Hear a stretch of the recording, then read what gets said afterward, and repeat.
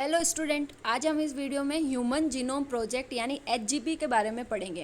Human genome project जो था वो एक मेगा प्रोजेक्ट था जिसमें एक ह्यूमन के पूरे क्रोमोसोम का एक सीक्वेंसिंग यानी पूरे क्रोमोसोम को स्टडी करके उसको सीक्वेंस। तो इस प्रोजेक्ट में क्या होता है कि इसमें ह्यूमन का जो पूरा एक कंप्लीट क्रोमोसोम होता है उसके अंदर कंप्लीट जीन, उसकी पूरी सीक्वेंसिंग, उसके पूरा उसका डाटा जो है उसको रीड करके उसको एक बुक की फॉर्म में, एक डाटा की फॉर्म में उसको पूरा लिखा गया था।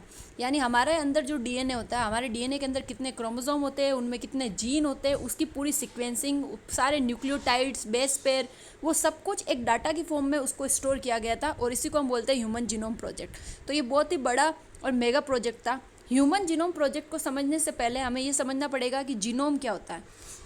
यहाँ लिखा हुआ है जीनोम। जीनोम का मतलब क्या होता है? One haploid set of chromosome, complete sequence of chromosome.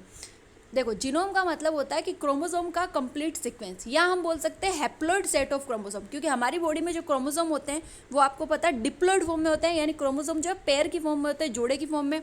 और हम उसको ऐसे लिखते हैं 2n = 46, यानी हमारी बॉडी में 2n = 46 मतलब डिप्लॉइड फॉर्म में क्रोमोसोम का नंबर 46 आता है। और अगर हम हैप्लॉइड की बात करें तो n = हो जाएगा 23, यानी हमारी बॉडी में 23 पेयर्स होते हैं क्रोमोसोम के।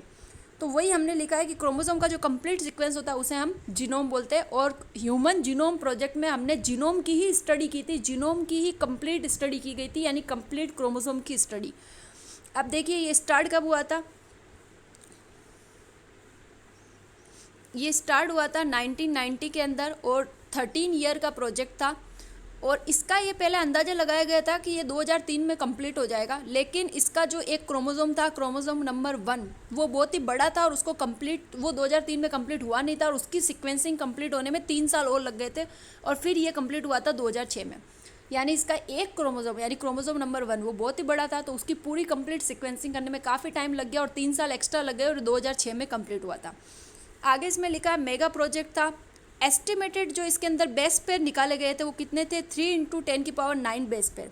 यानी इसके अंदर जो एस्टिमेटेड बेस पेयर सामने आए थे एक ह्यूमन जीनोम के, वो 3 × 10⁹ बेस पेयर आए थे। और इसमें जो खर्चा आया था वो $3 का खर्चा आया था पर बेस पेयर की सिक्वेंसिंग पर, यानी एक बेस पेयर की सिक्वेंसिंग के ऊपर $3 का खर्चा आया था। और टोटल बेस पेयर कितने? 3 × 10⁹ बेस पेयर, यानी टोटल खर्चा आया था $9 बिलियन का, यानी बहुत ही बड़ा। इसीलिए हम इसको मेगा प्रोजेक्ट बोल रहे हैं क्योंकि इस पर खर्चा जो है वो बहुत ज़्यादा आया था। फिर आगे देखिए इसकी टोटल सीक्वेंस के बारे में बताया गया है कि अगर हम इसकी टोटल सीक्वेंस को लिखने बैठे तो अगर हम लिखेंगे ना तो हमारे पास में ईच बुक, इसमें लिखा ईच बुक कंटेनिंग 1000 पेज। अगर हम एक बुक ले जिसमें 1000 पेज है तो ऐसे हमारे पास में, और उसके हर पेज के ऊपर अगर हम 1000 लेटर लिखें। अब ये क्या समझाना चाह रहे हैं? ये बताना चाह रहे हैं कि ह्यूमन जीनोम जो है या क्रोमोसोम की कंप्लीट सीक्वेंसिंग कितनी बड़ी थी। ये क्या बोल रहे हैं कि आप अगर एक ऐसी बुक लो जिसके अंदर 1000 पेज हो और हर पेज के ऊपर आप 1000 लेटर लिख पाओ तो आपकी 33 बुक जो है वो फुल हो जाएगी, तब आप पूरे कंप्लीट ह्यूमन जीनोम को लिख पाओगे। यानी इतनी बड़ी सीक्वेंसिंग थी, 33 बुक जो है वो आपकी पूरी कंप्लीट फिल हो जाएगी। अब यहीं से साइंस की एक नई ब्रांच जो है उसका भी जन्म हुआ, बायो इन्फॉर्मेटिक्स। ठीक है, बायो इन्फॉर्मेटिक्स जो साइंस की एक ऐसी ब्रांच है जिसके अंदर हम क्या करते हैं, form a software which can store, process and analysis the data. ये एक ऐसी साइंस की ब्रांच है जिसमें हम सॉफ्टवेयर के थ्रू हमारे डाटा को स्टोर करते हैं, उसको प्रोसेस करते हैं, उसका एनालिसिस करते हैं। इसको हम बोलते हैं बायो इन्फॉर्मेटिक्स। तो ह्यूमन जीनोम प्रोजेक्ट के दौरान ही बायो इन्फॉर्मेटिक्स आई, क्योंकि इसी दौरान हमको ऐसा सॉफ्टवेयर की ज़रूरत पड़ी जहाँ पर हमें हमारी कंप्लीट सिक्वेंसिंग को लिखना पड़ा, उसकी प्रोसेसिंग करनी पड़ी, उसको एनालिसिस करना पड़ा। आगे देखिए क्या लिखा है, HGP यानी human genome project start by VS department of energy. जिस डिपार्टमेंट ने इसे स्टार्ट किया था उसका नाम लिखा है यहाँ पर VS डिपार्टमेंट ऑफ एनर्जी और नेशनल इंस्टीट्यूट ऑफ हेल्थ। इन दोनों ने मिलकर इसको स्टार्ट किया था और इसमें 20 कंट्री जो है वो शामिल थी, जिसमें से कुछ के मैंने नाम लिखे, जर्मनी, जापान, फ्रांस, चाइना। तो इसमें 20 कंट्री का कंट्रीब्यूशन था जिसको हम वेलकम ट्रस्ट के नाम से बोलते हैं, यानी 20 कंट्रीज़ ने इसमें अपना कंट्रीब्यूशन दिया था। आगे देखिए इसके गोल क्या थे, मतलब ये जो प्रोजेक्ट है, कोई भी काम ऐसे हम शुरू नहीं करते, उसके पीछे कोई रीज़न होता है। तो इसके पीछे क्या रीज़न था? इसके गोल थे to know the sequence of 3 × 10⁹ base pair of human genome. सबसे पहला इसका गोल क्या था कि ह्यूमन जीनोम के अंदर जो टोटल बेस पेयर्स है, ठीक है, 3 × 10⁹ बेस पर उसकी कंप्लीट सीक्वेंसिंग करना। सेकंड इनका गोल क्या था, to know about 25,000 to 33,000 genes in human genome. हमारे जीनोम के अंदर, ह्यूमन जीनोम के अंदर जो टोटल जीन होते हैं वो 25,000 से 30,000 होते हैं, ठीक है। सॉरी,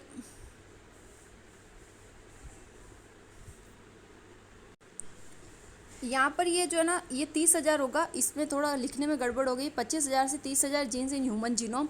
थर्ड इसका गोल क्या था, to store, process and analysis this information. इस इन्फॉर्मेशन को स्टोर करना, प्रोसेस करना, इसका एनालिसिस करना। फोर्थ इसका टॉपिक जो आपके सामने लिखा हुआ है ELSI, जिसका फुल फॉर्म होता है एथिकल सोशल लीगल इशू। इसी टाइम पर एक कमेटी बनाई गई थी जिसका नाम था ELSI, क्योंकि जब ऐसा कोई काम होता है तो उसके ऊपर कहीं सोशल इशू आते हैं, कहीं एथिकल इश्यूज आते हैं, तो उनसे डील करने के लिए ये कमेटी थी जो एथिकल, सोशल और लीगल इश्यूज के साथ डील करती थी।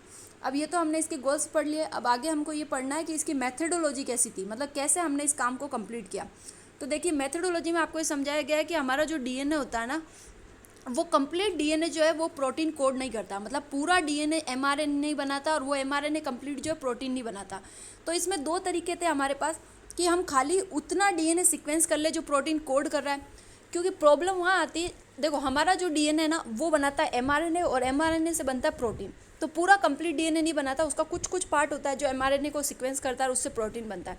और दिक्कतें वहीं आती है कि हमारी बॉडी कौन सा प्रोटीन बना पा रही है, कौन सा नहीं बना पा रही, वहीं से हमारी सारी डिजीज़ वगैरह ये सब होती है। तो तरीके दो थे कि या तो हम क्या करें, सिर्फ उस पार्ट की सीक्वेंस कर ले जो पोर्शन कोडिंग कर रहा है, यानी जो प्रोटीन बना रहा है, और या फिर हम पूरा कंप्लीट सीक्वेंस ही DNA का जो है उसको हम पूरा कंप्लीट सीक्वेंस को ही हम पढ़ लें।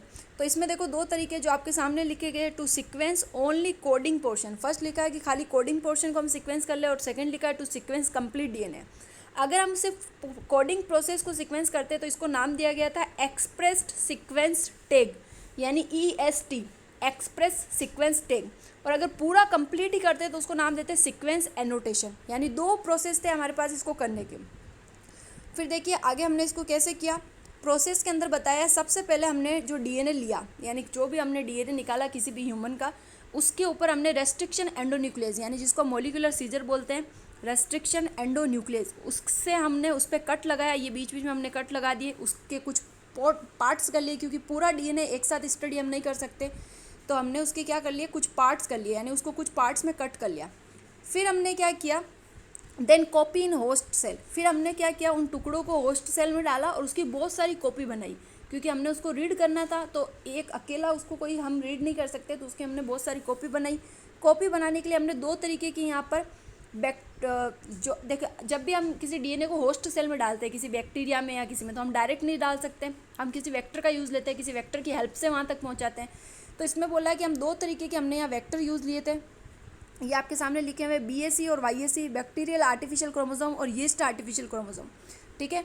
इस होस्ट भी हमने दो लिए थे, एक बैक्टीरिया और एक यीस्ट, प्रोकैरियोटिक होस्ट और एक यूकैरियोटिक होस्ट। फिर हमने क्या किया, जो हमने DNA के पीस कट किए उसको हमने होस्ट के अंदर डाला, और वहाँ पर हमने उसकी बहुत सारी कॉपीज़ बनाई, यानी बहुत सारे DNA बना लिए, एक से हमने कई सारे DNA बना लिए।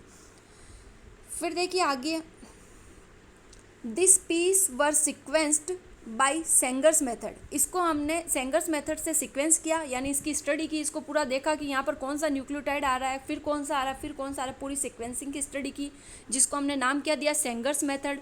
क्यों हमने ऐसा नाम दिया, क्योंकि जिस साइंटिस्ट ने ये किया था उनका नाम था फ्रेडरिक सेंगर, तो उनके नाम के ऊपर हमने इसको ऐसा नाम दिया।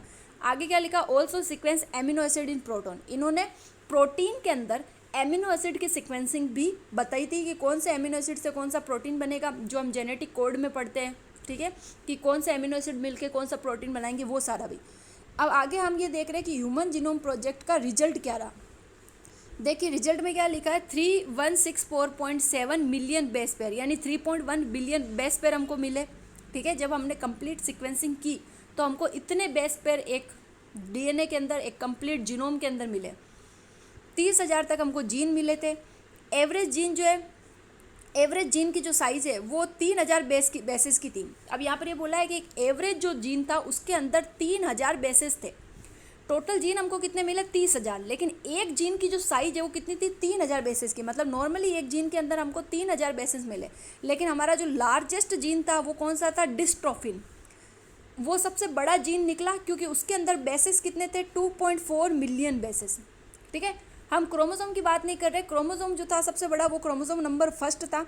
हम यहाँ पर बात कर रहे हैं लार्जेस्ट जीन की। सबसे बड़ा जीन कौन सा था, डिस्ट्रोफिन, जिसके अंदर हमको 2.4 मिलियन बेसिस मिले थे और ये भी हमको क्रोमोसोम नंबर 1 पे ही मिला था।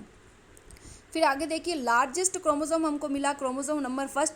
इसके ऊपर टोटल जीन कितने मिले हमको, 2968। ठीक है, स्मॉलेस्ट क्रोमोसोम हमको कौन सा मिला, क्रोमोसोम जो है वाई। हमको पता है वाई क्रोमोसोम कौन सा होता है, सेक्स डिटरमाइन करने के लिए होता है, मेल के अंदर होता है, फीमेल में नहीं होता। क्रोमोसोम जो वाई होता है, एक्स और वाई दो होते हैं जो सेक्स डिटरमाइन करते हैं। तो वाई जो हमको सबसे छोटा मिला था उसमें 231 जीन ही थे। ठीक है, और सबसे बड़ा था क्रोमोसोम नंबर 1। आगे देखिए क्या है, 99.9% of DNA is exactly same in all human. क्या बोला है कि हर ह्यूमन के अंदर 99.9% डीएनए सेम होता है, सिर्फ 0.1% में डिफरेंस होता है और उस डिफरेंस की वजह से आज इतने सारे ह्यूमंस हैं। ठीक है, आगे देखिए यहाँ पर क्या बोला गया है, 1.4 million SNPs single nucleotide polymorphism. अब क्या बोला, देखो एक चीज़ तो ये बोले कि 99.9% डीएनए जो है वो हर ह्यूमन का सेम है, सिर्फ 0.1% के अंदर डिफरेंट है। और उस 0.1% में भी क्या है, 1.4 मिलियन SNPs सीक्वेंस है।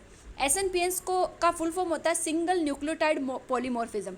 अब इसमें नाम से पता चल रहा है सिंगल न्यूक्लियोटाइड में चेंज करके हम पॉलीमॉर्फिज्म कर सकते हैं, यानी बहुत सारे रूप बना सकते हैं। पॉलीमॉर्फिज्म का मतलब है बहुत सारे रूप बना देना।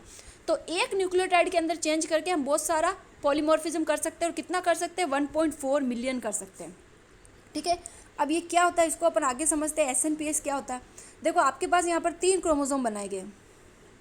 ठीक है, और इसमें हमने इसका इतना सा पार्ट बाहर निकाला है और इस पार्ट को हमने यहाँ पर एनलार्ज करके दिखाया है। देखिए इन तीनों क्रोमोसोम में हम क्या देख रहे हैं, हमने सिर्फ इसके इतना सा पार्ट जो उसको हमने इनलार्ज किया, तो हम क्या देखते हैं, तीनों में सीक्वेंस सेम है। देखिए आप देखोगे ATCCG, फिर आप देखोगे यहाँ पर ATCGG, फिर आप देखोगे ATCAG, यानी फ़र्क सिर्फ एक न्यूक्लियोटाइड का आ रहा, बाकी पूरी सीक्वेंस सेम है। इसमें भी ATC है, इसमें भी ATC, इसमें भी ATC, नीचे तीनों में GGG है, लेकिन फ़र्क सिर्फ यहाँ पर आ रहा है, यहाँ इसके पास C है, इसमें G है और इसमें A है। तो सिर्फ इस एक न्यूक्लियोटाइड में चेंज करने से हमने 3 अलग अलग तरीके के ह्यूमन बना दिए। मतलब एक में चेंज आएगा तो एक अलग ह्यूमन हो जाएगा। तो सिर्फ सिंगल न्यूक्लियोटाइड में हमने चेंज करके पॉलीमॉर्फिज्म किया और उसकी वजह से हमको अलग अलग ह्यूमन देखने को मिल रहे हैं। यही होता है SNPs सीक्वेंस। अब यहाँ पर देखिए क्या लिखा है, same locust of different chromosome nitrogenous base sequence change called polymorphism. ठीक है, same locust of different chromosome nitrogenous base sequence change called polymorphism.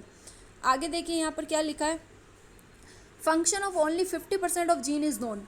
आज भी हमको सिर्फ और सिर्फ 50% हमारे जीन का ही फंक्शन पता है, 50% का अभी भी हमें फंक्शन नहीं पता। आगे क्या लिखा है, only 2% of total genome code for protein.